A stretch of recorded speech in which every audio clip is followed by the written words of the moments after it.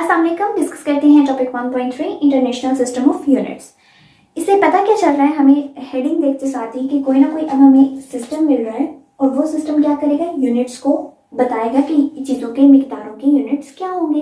अब यूनिट क्या है बेसिकली, जब आपने किसी चीज़ की मिकदार मालूम करनी, किसी चीज़ का कुछ भी मालूम करना है, तो क्या होगा कि हमें कोई ना कोई यूनिट दिया जाता है। जिस तरह टाइम है, आप कह देते हो कि 5 मिनट हो गए, 5 सेकंड रह गए हैं पेपर ख़त्म होने में, 1 घंटा 15 मिनट हो गए, ये 2 बज गए हैं। तो ये क्या है, वो जो घंटे, टाइम, सेकेंड्स, मिनट्स, ये आपको क्या बता रहे हैं, ये आपको मिकदार के बारे में बता रहे हैं कि इतनी क्वांटिटी हो चुकी है। तो यूनिट बहुत ज़्यादा इम्पॉर्टेंट है।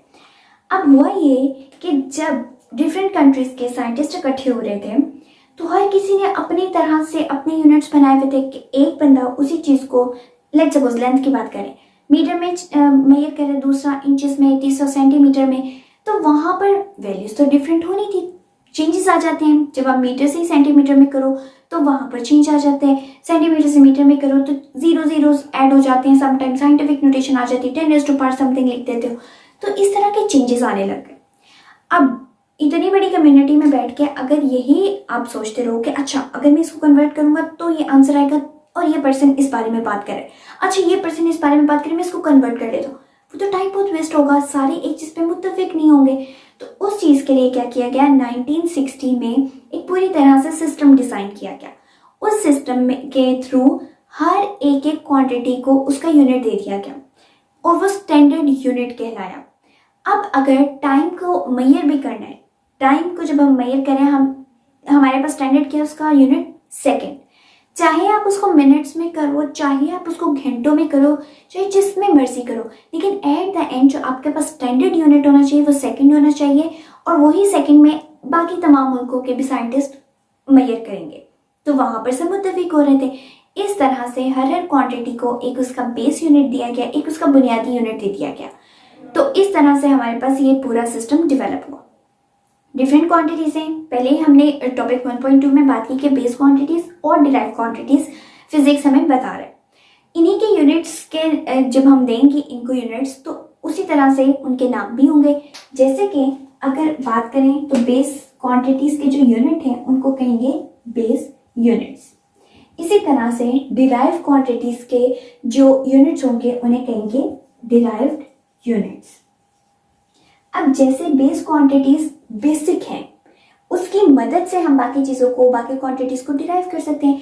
इसी तरह से जो बेस यूनिट्स हैं वो स्टैंडर्ड के तौर पर इस्तेमाल होंगे और उन्हीं यूनिट्स की मदद से डिराइव्ड यूनिट्स को फाइंड आउट किया जाएगा। बेस क्वांटिटीज अगर 7 हैं तो उनके हर एक एक क्वांटिटी के सिर्फ एक स्टैंडर्ड यूनिट है। इसका मतलब है कि यूनिट्स भी कितने होंगे, 7 यूनिट्स होंगे। कौन कौन सी क्वांटिटीज हैं, time, length, mess.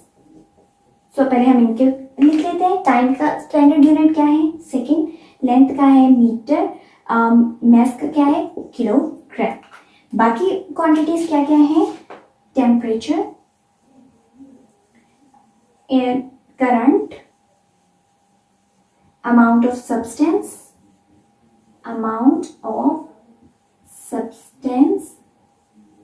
And intensity of light. अगर इनके यूनिट्स को देखा जाए तो टेम्परेचर को हम हमेशा कह रहे होते हैं इतने डिग्री टेम्परेचर हो गया, इतने डिग्री टेम्परेचर हो गया, लेकिन डिग्री एक स्टैंडर्ड यूनिट नहीं है, एक बेस यूनिट नहीं है, बल्कि क्या है, केल्विन। और केल्विन को हम कैपिटल के से जाहिर करते हैं। करंट एम्पियर्स में, amount of substance mole, and intensity of light candela, जिसको CD इसकी शॉर्ट एब्रिविएशन है, उस तरह से रिप्रेजेंट किया जाता है। सो ये बेसिक जो हमारे पास यूनिट्स हैं वो साथ ही मौजूद हैं। उनकी बिहाफ पर अब हम डिराइव क्वांटिटीज के यूनिट्स को बता सकते हैं। डिराइव क्वांटिटी का एक हम एग्जांपल ले लेते हैं। Let's suppose velocity. वेलोसिटी के बारे में अगर बात करें तो वेलोसिटी किस पे डिपेंडेंट है, displacement over time. Displacement over time.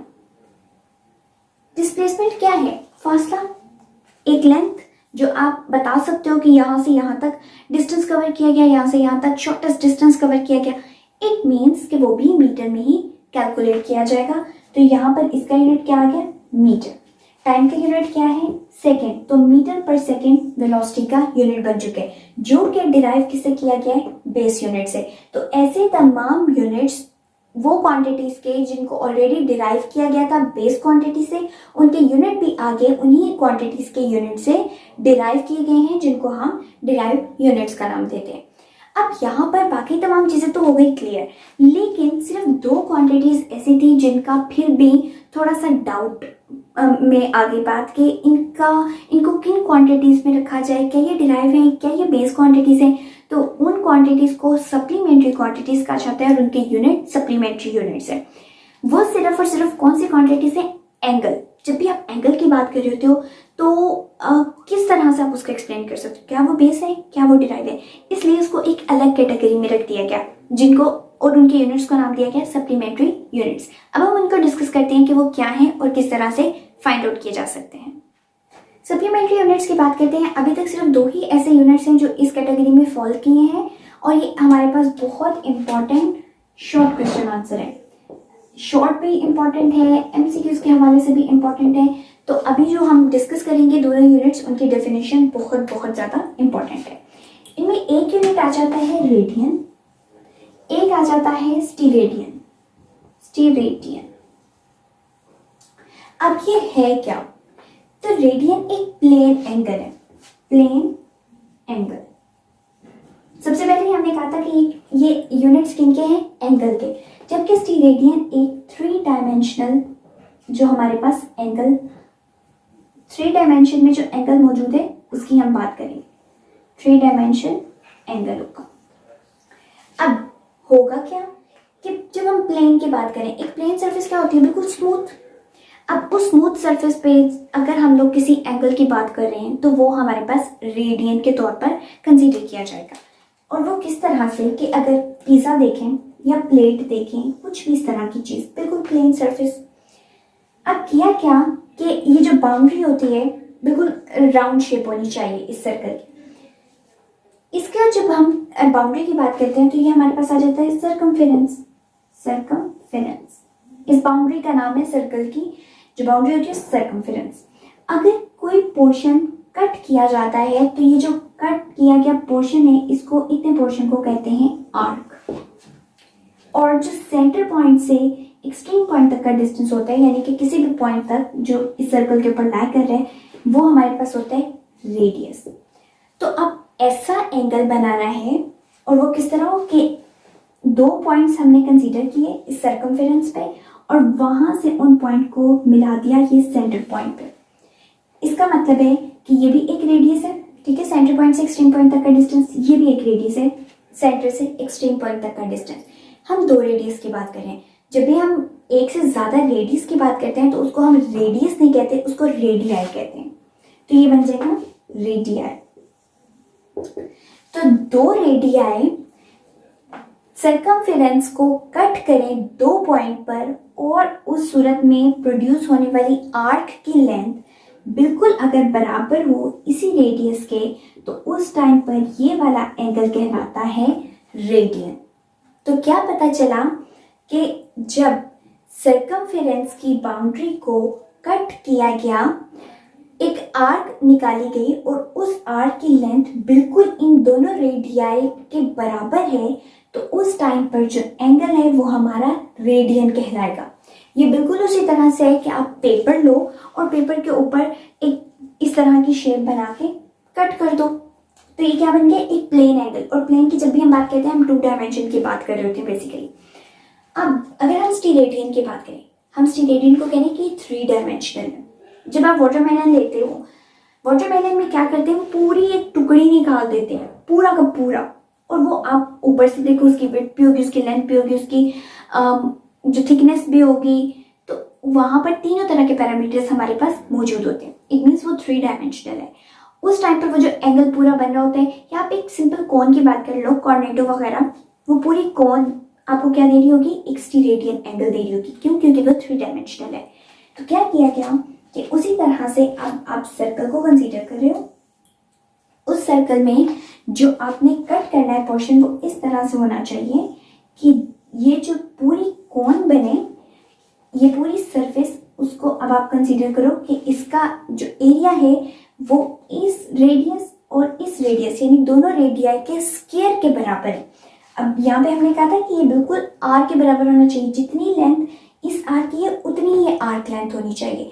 अब हम बात कर रहे हैं कि एक त्रिकोण पूरी सी बना रहे हैं, हम एक कोन बना रहे हैं, बेसिकली त्रिकोणी कोन बना रहे हैं। तो उस कोन में जो आपको अपर एरिया पूरा सरफेस नजर आ रही है वो किसके बराबर होनी चाहिए, इन दोनों रेडियस के स्क्वायर के बराबर होनी चाहिए, यानी कि आर स्क्वायर। उस टाइम पर ये जो एंगल बनेगा हम उसको नाम देते हैं कि ये स्टीरेकियन है, यानी कि 3 डायमेंशनल एंगल है। तो ये बहुत ज़्यादा इंपॉर्टेंट डेफिनेशन है दोनों। सिर्फ और सिर्फ फर्क क्या है कि ये पहली बात प्लेन एंगल है, ये 3 डायमेंशनल एंगल है। इसमें जो कट किया जाएगा आर्क लेंथ वो बिल्कुल आर लेंथ के बराबर होगी, रेडियस के बराबर होगी, जबकि इसमें जो कंसीडर की जाने वाली कोण है, इसमें जो कंसीडर किया जाने वाला एंगल है, उसमें जो सरफेस अपर सरफेस मिलेगी वो इन दोनों रेडियस के स्क्वायर के बराबर होगी। तो ये थे हमारे तीनों यूनिट्स जिनको हमने डिस्कस किया।